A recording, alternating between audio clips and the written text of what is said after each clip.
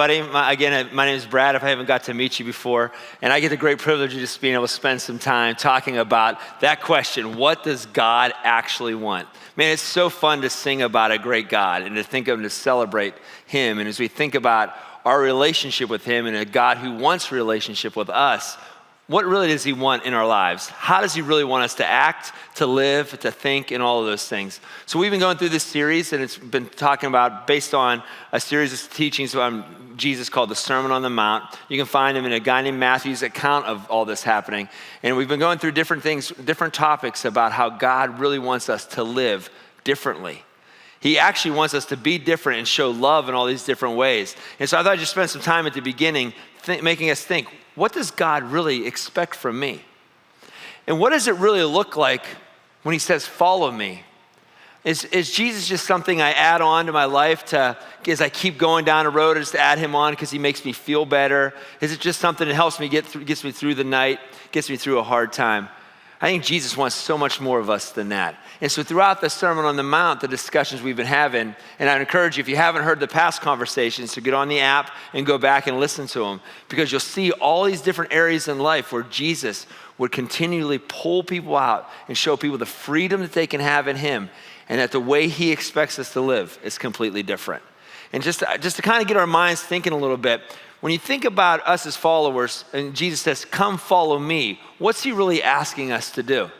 What's he really want? So I want to go look at some of the words he said. So if you look in the scriptures in Luke chapter 9, I can read these for you real quick. And so Jesus is looking at the crowd. It says, then he said to the crowd, if any of you wants to be my follower, maybe picture your face in that crowd, really nice. Hopefully you get a good shot, if they're taking a photo, you'd be in it. Okay, if any of you wants to be my follower, he says, you must give up your own way. Give up your own path, take up your cross daily, and follow me. If you try to hang on to your life, you will lose it. But if you give up your life for my sake, you will save it. Jesus isn't just asking and just wanting us to be around him so that our lives can be better. He doesn't want to just give us a couple words of wisdom to make our situation go better or so we can feel better about ourselves. He wants it all. He wants everything about us. He says, unless you're willing to give up everything to follow me, then don't do it. That's pretty serious. So here at Grace Church, when we talk about following Jesus, we really think Jesus is so worth it that we're willing to put all of our eggs in that basket and say, Jesus, we'll let you define and direct our lives. And so then you look at how it works with marriage, we talked about, how it works in our all those situations when it comes to dealing with people, and how it is when we relate to our world. But then later, one of his followers named Paul was the guy who had a radical transformation happen. He was going down an opposite path. And you can read his story in the Bible in Acts chapter 9. He was going down an opposite path, but God transformed his life. And if you ever think you're too low or too far gone, Paul's life was radically changed. Listen to what he said in the book of Galatians chapter 2, verse 20. He said, my old self has been crucified with Christ. It is no longer I who live, but Christ lives in me. So I live in this earthly body by trusting in the Son of God who loved me and gave himself up for me. No longer I live. No longer is it about Brad's ideas, Brad's hopes and dreams, because I found out there's something better.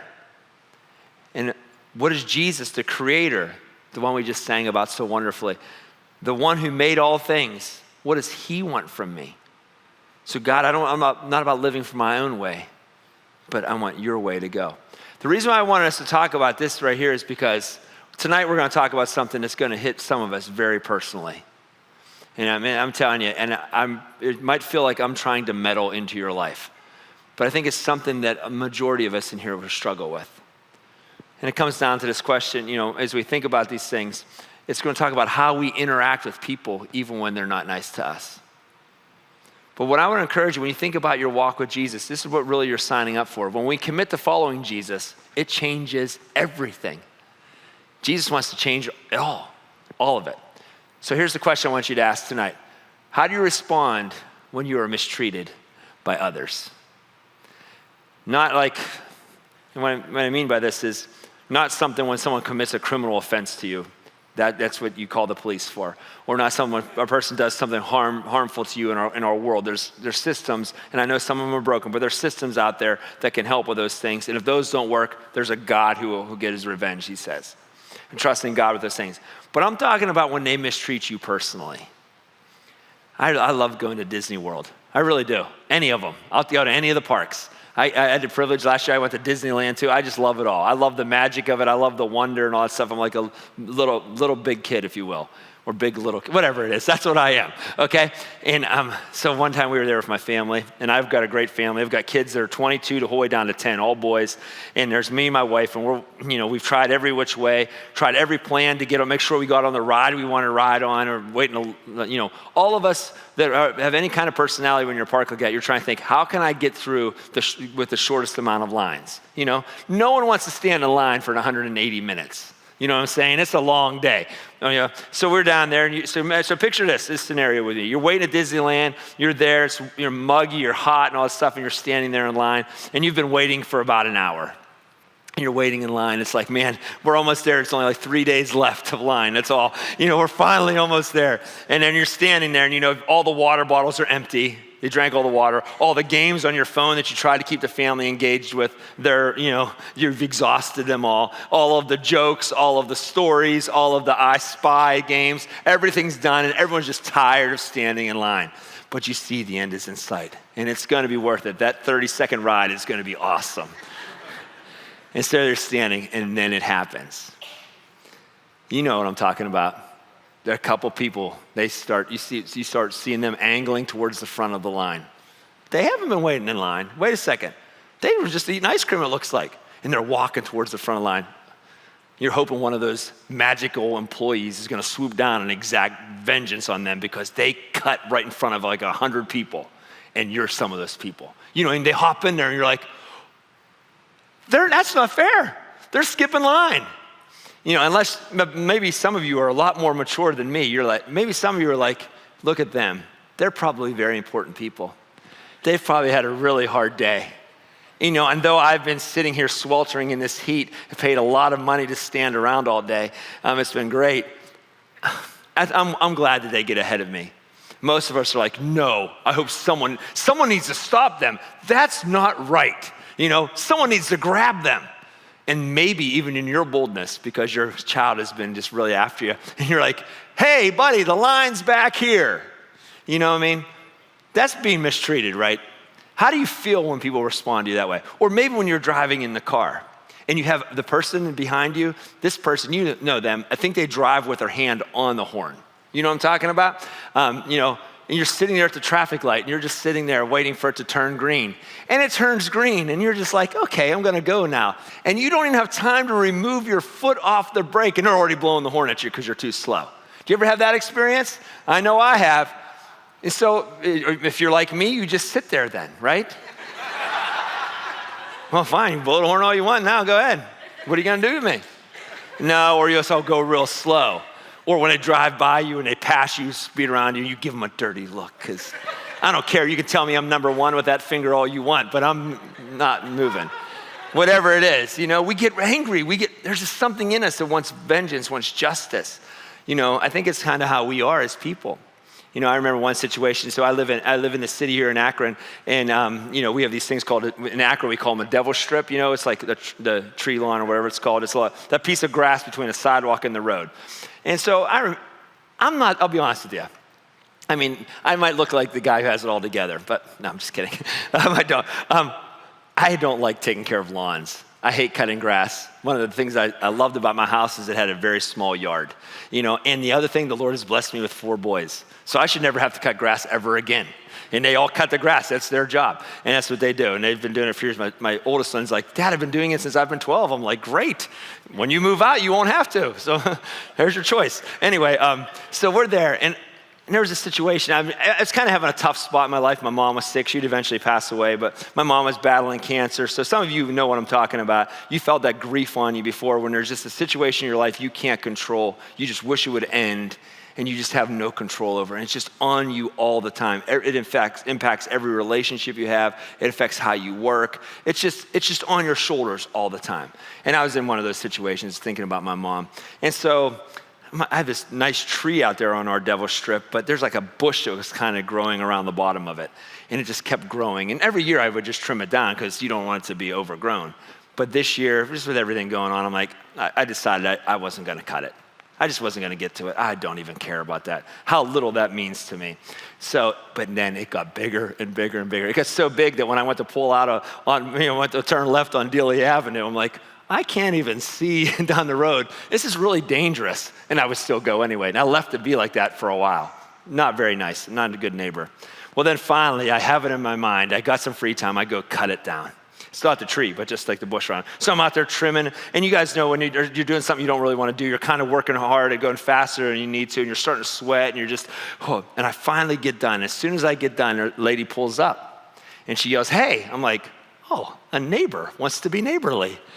I like neighbors, because I'm the kind of guy that when I'm running on the sidewalk, I'm like, hi, I'm always smiling and saying hi to people. I'm like, this person wants to talk to me. This might be a chance for me to connect with my neighbors, because they're always like locked in their house all the time. And she goes, hey, and I said, hey, and she goes, it's about time. I'm like, she goes, you know that tree? And she just started going in on me like really mean. I mean, she was yelling at me. I'm like, it was so hard, I didn't know what to say.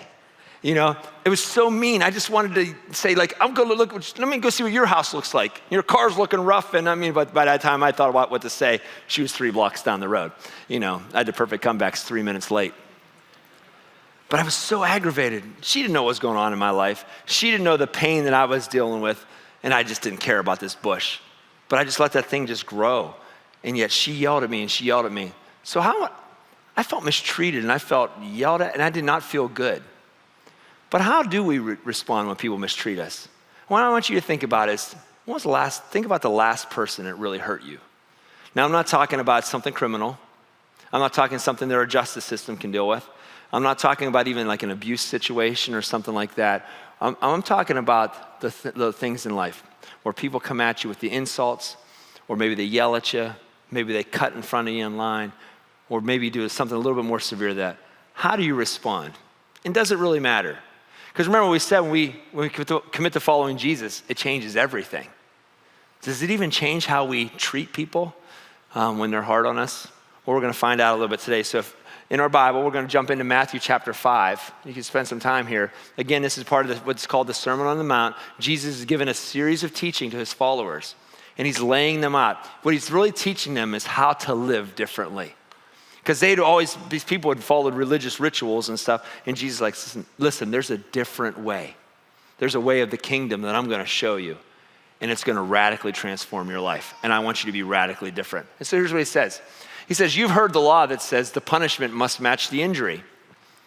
An eye for an eye, a tooth for a tooth. And so what he's talking about here is he's talking about the law that was in the justice system. It started, probably the oldest law known to mankind. That was how the courts were set up. It was a law that would prohibit from people, it would kind of limit the amount of pain you could inflict on somebody on a big sense. Like if someone slapped you, you couldn't go murder them. It was an eye for an eye. And so that's the way the justice system set up. So they would deal with it. It was more like if someone stole your cat, you didn't have the right then to go get their cat and their dog.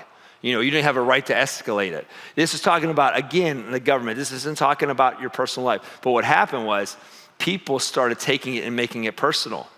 Instead of in bringing in the justice system, bringing in the police or whatever happened back in the day, they started just taking out their own justice. Oh, so you're going to take my thing out of my yard? Well, I'm going to come take 2 of the things out of your yard. You're going to hit me, you're going to punch me? I'm going to punch you twice. I'm going to come back at you harder. That's usually how most of us respond, right? Anybody in here ever do a prank before or be pranked before? Man, I'll tell you what, man, you guys haven't lived, I guess. All right, pranks happen. And the way I grew up, people love to pick on me. And they love to pull pranks on me. And people have pulled some good ones on me. But I hate pranks. In any ministry I work with, I have 0 tolerance towards pranks. I'm like, we do not prank. If there's teenagers pranking, we're ending that. We're squashing that. Because someone always ends up being hurt. But here's another reason. Because they will always escalate. right? I mean, because seriously, most of us were afraid to raise our hands, or we did this one. I wasn't asking you to do worship music. I was just asking you if you raised your hand, but you sat back here like this. But here's what most of us, if you've been pranked before, your first thought wasn't be like, oh, that was nice. I'm going to do the same thing back to them. No, you're thinking, they messed with the wrong person. They pranked me? Oh, I'm going to show you how to pull a prank. They'll never do it to me again. And so you go back at them harder, right?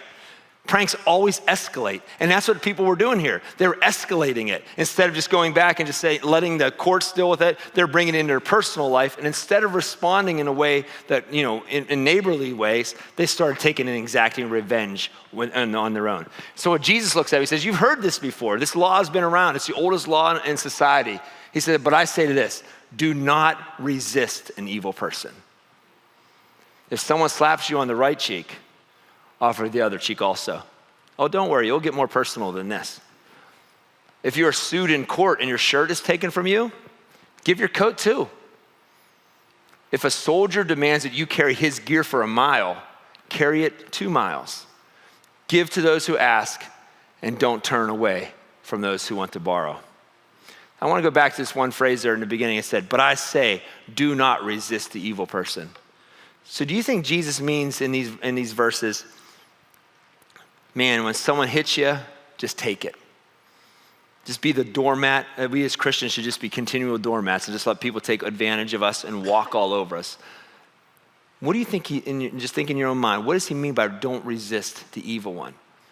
Well, hopefully we're going to spend some time thinking through this today and look at 4 illustrations that Jesus gave for help us to see what he really means. Because I don't really think he means we just sit there and internalize it and just take it in. I think he has a better response than that. In fact, I don't think he really wants us to be passive at all. And so we're going to talk here in a second. But before we do that, I want to remind us, go back to this. When we commit to following Jesus, it changes everything. It changes how we view our character and our reputation. So in the story Jesus used in here, these things are very cultural, things that might not make sense to our culture, but I think there's things in there that we can pull out of them. Even if you didn't grow up in church, you might have heard, turn the other cheek. Well, that comes from this passage of scripture. And Jesus said, if someone were to slap you on the right cheek, turn to them the other cheek also. Jesus gives us some details in there that helps us see there's some things in the culture. Because in the culture at the time, this really wasn't talking about someone hitting you in the face. That's not what Jesus is just talking about. It really wasn't about someone slapping, because if you're going to slap someone on the right cheek, that means you're a right-handed person hitting them with the back of your hand. If you ever punch somebody, that's probably not the best way to do it. Well, of my experience in the boxing world that I have, I'm just kidding. I've never really hit too many things. Okay. But on video games, never mind. All right, so what he's saying here is back in their culture, what they would do when they would hit someone on the right cheek, it was a way of showing an insult, saying, I view you as worthless. You are unworthy. It's like I just basically spit on them. So you smack them with the back of their hand, with the back of your hand across their right cheek. And Jesus is saying, listen, when someone comes at you and they insult you and they tell you who you are, and they throw these insults at you, and they tell you you're worthless in those things, give them the other cheek as well. He doesn't say retaliate, hit them back, or insult them back. When that person blows you up on social media, or that lady when she yells at you in your neighborhood, she doesn't say, well, you just come back with some better comebacks and come back harder so that you'll stop. No, she says, and he also doesn't tell you, just sit there. Instead, what he did is he tells the person, he says, I want you to respond with love. Say, listen, I know you're insulting me, but I'm going to value you enough that I'm going to stay here and stay in this business with you because I see you as someone who's loved by God, even though you're mistreating me. And though you're insulting me, I'm going to love you enough to stay here and try to get connected with you and try to get through this with you. That's a hard teaching. I mean, does Jesus really want me to, when people mistreat me, to be loving to them? What our society will tell us, our society sometimes will tell us they won't tell us to hit back either. What they might tell us to do is just take it like a man. Be better, not bitter. Just stand strong. Show them. Don't let them see you sweat. Sticks and stones, they might break your bones, but those words, they can't hurt you, and you just stand there. Be Teflon, let it roll right off of you, right? Don't let it stick to you. But I don't think that's what Jesus wants us to do. But I think what Jesus wants us to do, because when we commit to following Jesus, it changes everything. It changes how we see people, that even the people that would do something hurtful and say mean things to us, like baldy, things that maybe people have said to me, whatever it is, the things that they might say to us, but to look at them and value them enough to say, how can I show love and care to this person? You might say to yourself, well, I don't know how to do it. How do I do it? Well, that's the beauty of following Jesus. He gives us the strength and he leads us and lets us know what to do. But how do we respond? With love. Next one, our possessions. Here in this story, they're talking about this lawsuit thing that would happen. You could take someone to court if they wronged you. You could take them to court, and if you won, you get their shirt. Well, that was a high-pitched squeal. You get their shirt, right? And Jesus is saying, listen, if they have the right to your shirt, don't just give them your shirt. Go the extra. Give them your coat as well. And I think what Jesus is saying with our possessions, valuing people so much over the things that we have, that even when someone says, they want to take advantage of us, or even rightly so, we have something that is theirs now, and they can take it from us. Jesus is saying, don't get bitter at them. Don't get angry with them. Don't turn your back on them. Don't just walk away, gossip about them. Don't just turn your back and just let that relationship further devolve. What I would encourage you is go the extra. Give them your coat too. Because in doing that, maybe you can start building that relationship up again to where that they can see that even though they insulted you, or now even that they took more from you, even the shirt off your back, that you still love them and see them as having worth. Like I said, this is going to get real personal because this is really hard. But here's what I encourage you to do, because I know if you're like me when I read this, and when I was working through this, a lot of yeah buts came up in my mind. Personal situations. Again, I'm not talking about if someone commits a crime to you. Call the police. Try the justice system. If it doesn't work, then leave it in the hands of God and let him handle it. But what I'm talking about is when a person does things to us on a personal level, maybe they're great with our possessions, or they take extra and they need more. Give it to them. Are your possessions worth more than their heart? Instead of holding on to those things and letting those things own you, you open your hand and say, God, this is yours anyway. What can I do? How can I use it to serve other people? Again, I think this is a hard thing. Does Jesus really want me to resist even when someone takes even the shirt off my back? Look at the next one. Our rights. This one here, I'm telling you, is going to be really personal. We love our rights, and we believe we have rights. But remember when we said at the beginning, I've been crucified with Christ. It's no longer I who live, but Christ lives in me. I'm part of a different kingdom, and now my rights are even changed. And when Jesus is going to push in on here, it's going to be really hard for some of us to hear. So imagine if you were part of a culture, the Jewish people at the time, and the Romans were there. This Roman army has moved in. They took your land. The land that was your forefathers, they took it right out from under you. And not only is that enough oppression, they thought, you know what, now that we got this property, now how can we start taxing these people even more? And so they built up these tax systems that really took advantage of people, where they started charging people excess because they could, Romans would tell people, hey, you could tax this much, but whatever you want to tax them on top of that, that's all your money. And so they took advantage of you through your money. Imagine how dehumanizing that would feel. And some of you know exactly what I'm talking about. Maybe you've been in situations like this where you've been oppressed by an oppressor. And they take advantage of you. They make you feel small. They humiliate you. You feel so low already. Like you feel like they see me as not even being human. And then to make it worse, you could be an innocent bystander just standing there at the market, and a soldier could walk by and he could look at you and say, hey, you, carry my gear. And you had to do it for 1 mile. These people have already made you feel small, have already beat you down. Jesus is like, now they get to tell you to make you carry your gear. And with their gear probably wasn't just a sleeping bag. It might have been a weapon that they might use even to hurt some of your people. And Jesus looks at him and says, listen, you've heard it said to take it 1 mile. Instead, I tell you, take it 2 miles.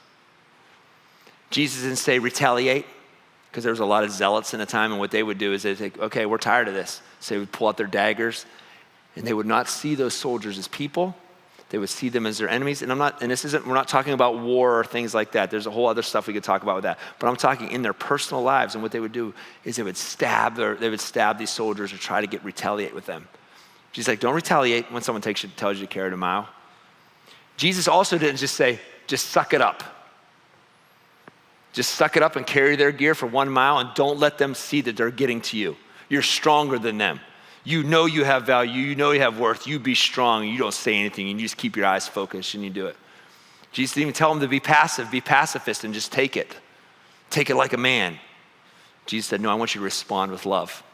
I want you to go the extra mile. Show that person that even though they are your oppressor,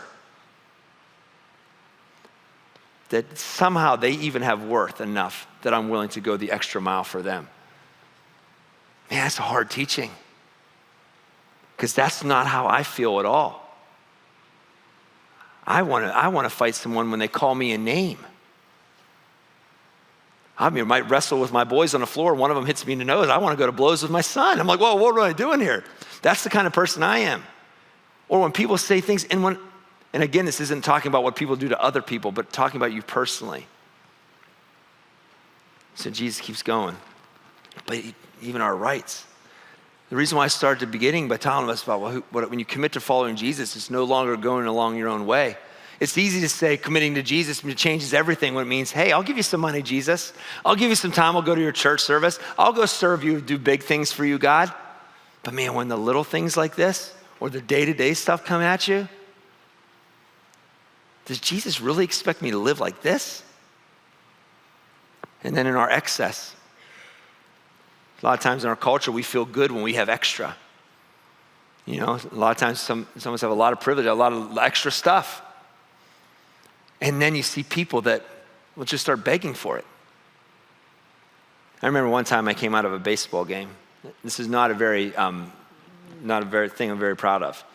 But hey, you gotta be honest with who you are, right? I walked out of a baseball game and there was a gentleman there and I saw him with a container for money. And I know he was gonna ask me for money. And I didn't want to give him money. You know? I don't even know if I had any change anyway. I just didn't want to deal with it. So instead of trying to figure out the hard thing and trying to figure out even how to deal with this situation, do you know what I did? I ignored him. I turned my head away and just kept walking on by. I told this person with my actions that they're not even worth my look and my gaze. I felt myself as, I have extra. And I'm not saying give a person money because I'm not sure that's a good decision either. But I could at least give them the value and worth enough to recognize them, to see them as a human.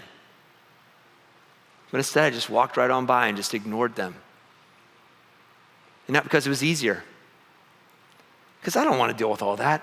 I don't know what the solutions are when someone doesn't have something when they're asking me for money. But I do know that I have stuff. I do know that the Lord has given me a home, that the Lord has given me things. Is there ways that I can use the excess that I have to help people? Jesus said when people come back, he said, give to them. Help them. Help them some way. Maybe I can connect them with resources. We live in a community that has tons of resources. We as a church have tons of resources, help, education, training. We can help people. But sometimes myself, the way I handle things is it's best to just ignore the problem. And I think Jesus instead doesn't want us to ignore it. He just doesn't want us to walk by. He doesn't want to yell at them. Why don't you get a job? Instead, he wants us to respond with love. There's 3 situations at the beginning are times where you're the one who's being oppressed or you're the one who's being wronged. The last one is the one where you're in the position of power. But in all these situations, I want to remind ourselves that when we commit to following Jesus, it changes everything. We don't have the ability to just pick and choose what parts about following Jesus we want to do. And you have to ask yourself, is this really worth it? If you're not yet a Christ follower, you might be asking yourself, say, I don't know if I want to sign up for that. Or if you're a Christ follower and you said, you know what, I just kind of look at Jesus as just something to make me feel better. I don't really trust in him for what I want. When we commit to following Jesus, it changes everything, not just about us, but how we treat other people. When we commit to following Jesus, it changes everything because we trust that he knows better than we do. Because here's the thing Jesus knows about us, that when we respond to people with love, it actually gives us freedom. It actually helps us because what it does is it starts giving us the freedom to understand how he wants to live and how he calls us to live. Do I trust that Jesus knows better than me? Next week, we'll talk about loving our enemies. And that's really going to be a hard one. But do I trust that Jesus, when he tells me to turn the other cheek when it comes to the insults, to not let people's words ruin a relationship, but instead respond with love and trying to get that relationship back going? Or that when people are dealing with my possessions or people are dealing with my exes or even affecting my rights, do I really trust that God has a plan? Do I really trust that he cares for me? That's a big question to ask ourselves. And he says this, when we commit to following Jesus, it changes everything because we reflect his heart to love everyone, even the ones who do evil to us. When Jesus says, love me above all else, and he says, and the second commandment is just like it. Love your neighbor as yourself. It's really too easy to love our neighbors who are good to us. But unfortunately, Jesus doesn't want us to be like everybody else, where you only love people who are nice, where you only love people you agree with, where you only love people you understand. Instead, he wants us to love even those who mistreat us. Am I really expected to live like this? Is it really worth it? I want to spend some time in these closing moments here looking for the words that one of Jesus' followers, Peter, said. This guy, Peter, he saw Jesus. And he saw Jesus being arrested. And he took vengeance into his own hands and cut off a guy's ear. That's the same Peter we're talking about. And Jesus rebuked him and said, stop it. What are you doing? Get out of my way. Okay, anyway, we'll go. Look what it says in 1 Peter. And I want you to make this as personal as possible, especially if you're a Christ follower today. Think about this. You're in this story. He says, for God called you to do good, even if it means suffering, just as Christ suffered for you. Think about the insults hurled at Jesus while he was on that cross. He is your example, and you must follow in his steps. He never sinned, nor ever deceived anyone. He did not retaliate when he was insulted, nor threaten revenge when he suffered. Think about the creator of the universe. The Bible says all things were made through him and by him, Jesus. Watching the person who he knew before he was crafted in his mother's womb, seeing that person with their mouth that you created hurling insults at you. Or the hands which you formed and the muscle that you gave that person and watching them use those hands to put you upon a tree. But Jesus was laser focused in his plan because he knew that there was something bigger that he was part of. He left his case in the hands of God, who always judges fairly. He trusted that there's something bigger. He personally carried our sins. So what I like to do in the scripture, when I see the words "our," I put my own name in there. He personally carried Brad's sins in his body on the cross so that we can be dead to sin and live for what is right. By whose wounds you are healed. Once you were like sheep who wandered away. You went down your own path. You did your own thing. You rebelled against God. But now you have turned to your shepherd, the guardian of your souls. Does Jesus really expect me to live like this? Well, that's what he calls us to do. And why would we ever do that? Because God saw us in our most desperate of situations. He saw us on a path that we thought was freedom, but was a path that always left us enslaved to sin. He saw us on a path to destruction. And he stepped out of heaven. and stooped down into our world and was born in a humble way, lived on the earth for 30 years, living and experiencing what it was all like to be human, and then started a ministry where he would heal people. He opened the eyes of the blind, cleansed the leper spots, not the leopard, they still have spots, but the leper, he cleansed their spots. He brought back people from dead. He walked on water, he did beautiful things. And in those 3 years, he built a following, all the time knowing that his path led to this, the shepherd who would die so that we might live. Are you willing, and is it worth it for you to live how he calls us to live? But I want to tell you today, if you ever feel like it's hopeless, there's a God out there who loves you so deeply. He's been insulted. He suffered without retaliation so that he could die for me and for you. And so when he sees us, people mistreat us, he doesn't like that either, because people are mistreating one of his kids. But he has a high standard for us because he knows that when we commit to following him, it changes everything. Because in him we have freedom, and we have the strength then through him to respond with love. So here's just 4 quick things. I like to go by the keep it simple stallion model. Keep it simple stallion because stallions run fast, and I want to run fast after Jesus. You thought I was going to say another word there, didn't you?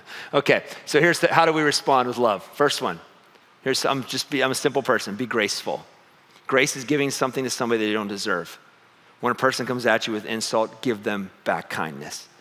Give them back the value to see them. Give them love. Show grace even though they don't deserve it. Because Jesus did that for us. Next one, be generous. Don't hold on to your stuff so tight that you won't let people borrow things. Oh, but it's my brand new car. That's just a thing. Oh, but Brad, you don't understand how nice my car is. Well, but if it's too nice to let people borrow, maybe get a different car. I don't know. But be generous. If you have something extra, be kind. So simple. You see it on shirts all the time. But we as Christians, we see it's part of the fruit of the Spirit, and then be helpful. Because when we look to the eyes of Jesus and we see the way that he focused his life on dying on that cross so that we might live, he did not respond to insults, did not retaliate to suffering, but instead followed and trusted the plan enough to where it carried on so he could have redemption for our souls. When we live and focus our hearts on him, trusting that the God who made heaven and earth knows what he's talking about, man, the freedom we find in that. And then we ask ourselves the question, what does God actually want from me? In all situations, he wants us to respond with love. So whatever God's doing in your heart right now, we're going to spend some time here. I'm going to pray in a second. The band's going to come out, and then we'll spend some time through music. I just encourage you to work that all through. Maybe put the yeah, but to the side for a second. And I know there's situations that, this is being very simplistic. We can't get into everybody's personal situations. If there's situations you don't know how to handle, reach out, talk to somebody who you respect and who you know loves Jesus. Reach out to any of us, because there's all kinds of situations where it's like sometimes the best thing to do, the way you show love to people, it doesn't look like love sometimes. There's all those things. But what I encourage you instead right now to focus on your heart on Jesus and say, Jesus, do you really want me to live like this? And if the answer is yes, then plead for him for the strength and the teaching to do it. Would you pray? Dear God, I just thank you so much for your word. I thank you, Lord, that your word dives into the most personal parts of our lives. Lord, you know how many times I continually fail you. Man, the amount of love you show me. Even though when I choose my own way and I basically turn my back on you, Lord, you still allow me to come back. And you respond with love every time. Lord, I pray that you'll change my heart. Pray for my friends who are here, that you'd work in all of our hearts today. If there are folks here, Lord, who are not yet followers of yours and who are considering, is it worth it? Lord, I pray that your love would just be poured out into their heart right now. And Lord, for those of us who are committed to following you, Lord, I pray that we don't cheapen you down to just being an add-on to our life, Lord, but we serve you as King. Because, Lord, you are a great God and you are a great King. In your name we pray. Amen.